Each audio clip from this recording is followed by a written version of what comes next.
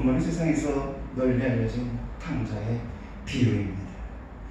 많은 교회에서 이 탕자의 비유를 통해 수도 없이 많은 잃어버린 영혼들을 돌아오게 하는 제목의 설교를 많이 했을 것입니다.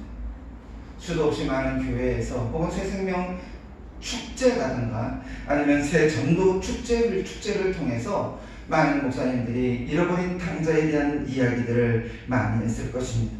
그런데 중요한 것은 과연 이 잃어버린 탕자의 비유가 예수님이 과연 그런 의미로 전도의 목적으로 아니면 하나님 아버지의 마음으로 이 비유를 말씀하셨는가 하는 것입니다. 사실 이 본문에는 숨은 의미가 한 가지 있습니다. 성경은 항상 바라볼 적에 하나님의 의도가 무엇인지 하나님의 숨은 뜻이 무엇인지를 알고서 읽어야 된다는 것입니다. 이 비유에도 예수의 나심과 죽으심과 그리고 부활하심이 적혀져 있습니다. 24절을 읽어보면 죽었다가 다시 살아났다. 부활을 통하지 않고는 우리는 아버지 앞으로 갈 수 없으며 부활을 통하지 않고는 생명을 얻을 수 없다는 것을 알게 됩니다. 본문의 내용을 잠시 들여다볼까요? 오늘날 사랑받는 아들이 아버지 앞에서 자신의 미래의 청사진을 이야기합니다.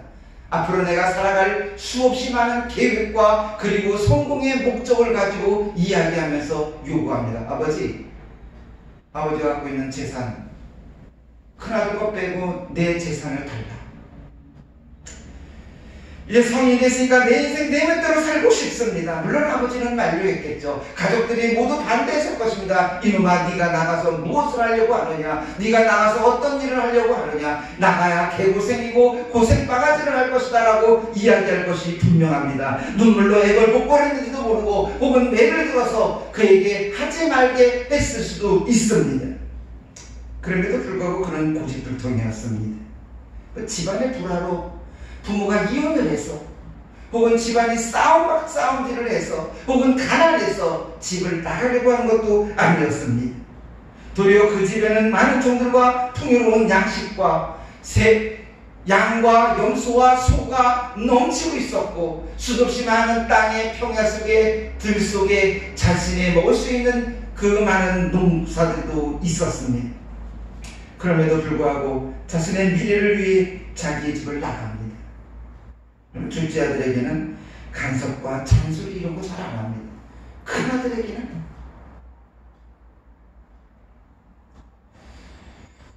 멋있게 성공하고 싶었을 것입니다. 집을 나가서 멋있게 성공하고 싶었고 집에 들어오기 전에는 결코 성공하지 않으면 들어오지 않겠다는 결심도 했을 것입니다. 수도 없이 많은 사업의 플랜들을 가지고 바깥에 나갑니다.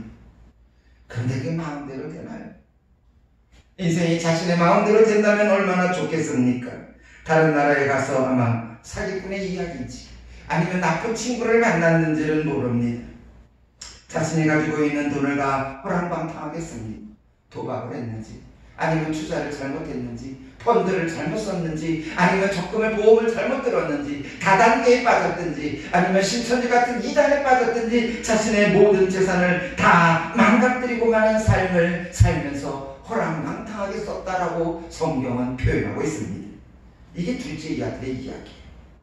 잃어버린 탕자가 아니라 둘째 아들의 이야기입니다. 인생은 저마다 탕자의 인생이며 탕자의 아닌 인생이 없습니다. 오늘 본문을 통해서 예수님이 말씀하시고자 하는 이 특별한 이유가 무엇인지 한번 살펴봅시다. 첫째가 회개입니다. 회개할 것이 없는 인생은 없습니다. 하나님을 믿는 성도들도 마찬가지입니다. 잘 산다고 이야기하는 사람들조차도 죄를 범하는 인생입니다. 신사는 신사답게 죄를 범하고 숙녀는 숙녀답게 죄를 범하고 옛날 사람들은 짐승처럼 동물 속에서 미련하게 죄를 범했다면 현대인들은 시어를 사용하며 내용 속에 은밀하게 죄를 범하며 살아가고 있습니다. 아버지여, 재산 중에 내게 돌아올 분깃을 내게 주소서. 여기 머무르면 도스모이라는 표현하는데 청원이 아니라 강요입니다. 내놓을래 안 내놓을래 아버지한테 협박하는 겁니다. 아들은 아버지에게 명령적으로 말하고 있었습니다. 게다가 돈 문제잖아요. 오늘 본문 13절에 그 며칠이 못되어 둘째 아들이 재물을 다 가지고 먼 나라에 가서 허랑방탕하여 그 재물을 허비하더라. 간접은 자신의 재물이 아님에도 불구하고 아버지가 준 재물이라고 내 돈이라고 생각하며 수도 없이 많은 물질관을 파지 못하게 살았던 이 둘째 아들인 것입니다. 내 것도 아파요. 하나님의 것이라고 하는 이 의미.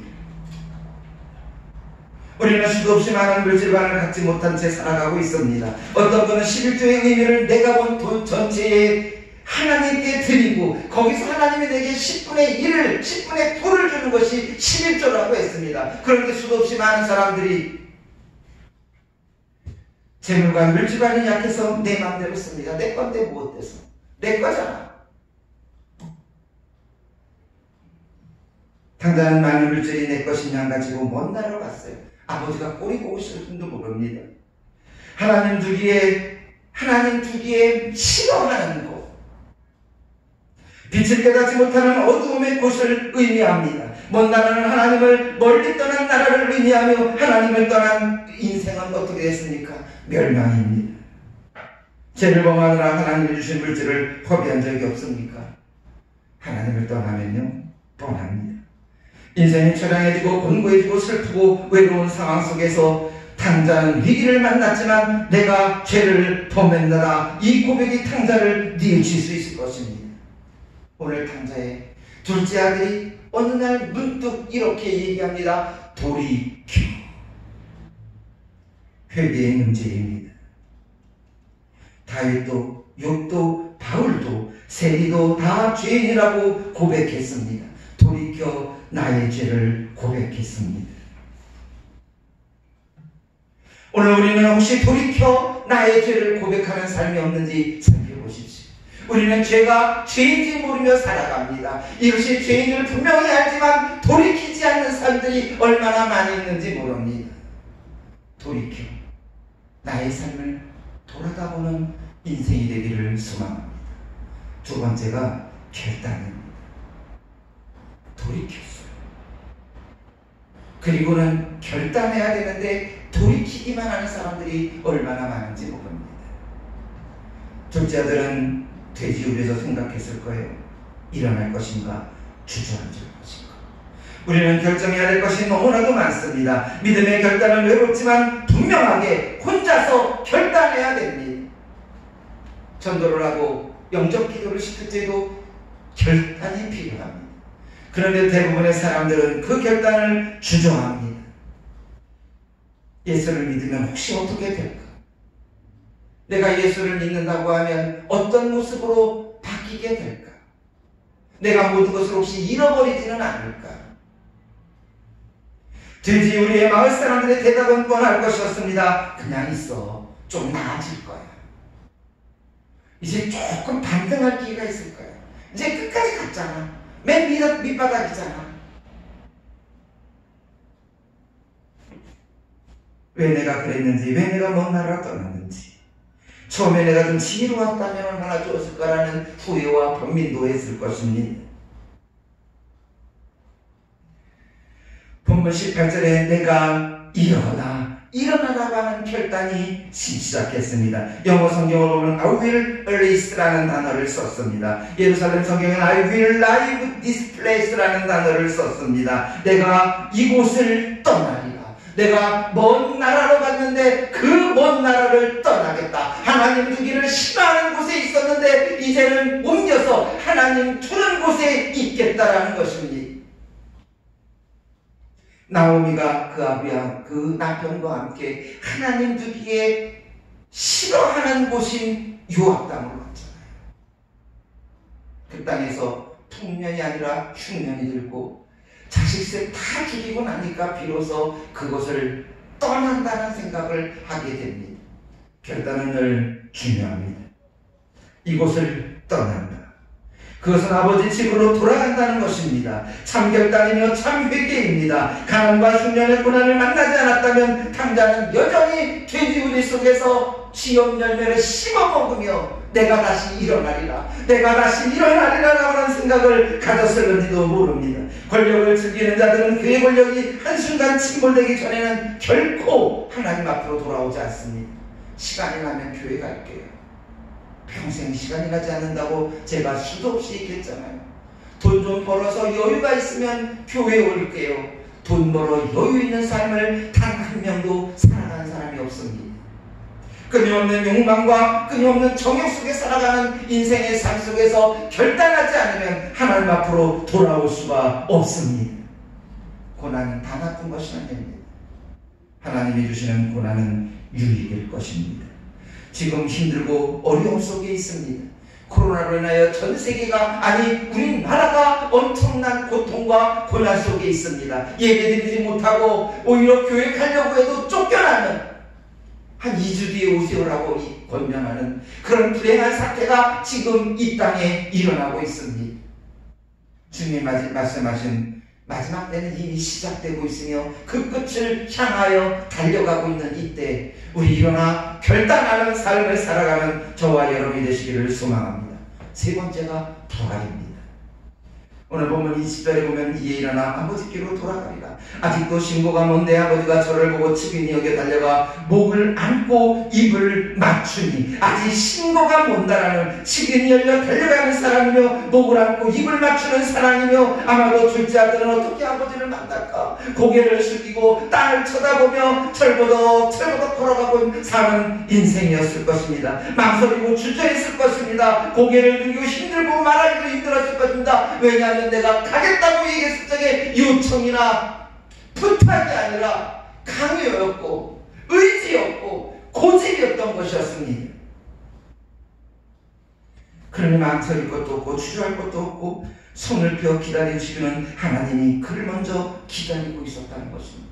끊임없이 기다리고 있는 하나님, 전 세계가 하나님 앞에 다시 돌아오기를 지금도 기다리시는 하나님, 969세까지 살려드려 노아 시대의 모든 사람들을 살리기 위해 969세까지 기다렸던 그 하나님, 돌아오시기를 기다리고 있습니다. 둘째 아들이 저기서 멀리 고개 숙이고 돌아올 때 하나님이 먼저 달려갑니다. 잘 왔어. 돼지우리 앉아 귀염 열매를 씹어 먹으면서 나는 여기서 굶어 죽겠구나 신세 타령을 할 때도 하나님은 그의 뇌리 속에 내가 살던 곳, 내가 자라던 곳을 기억하게 만들었습니다. 돌아오라고 말이에요. 주변 사람들이 수도 없이 얘기했을 거예요. 인생 실패했는데 뭐해? 목매달아. 떨어져 죽어. 용기를 내하며 결단하고 아버지 앞으로 돌아가면 아버지가 이렇게 말합니다. 이 아들이 죽었다가 살아났다. 이 탕자의 비유, 둘째 아들의 이야기에서 가장 중요한 핵심이 바로 이겁니다. 죽었다가 살아났다.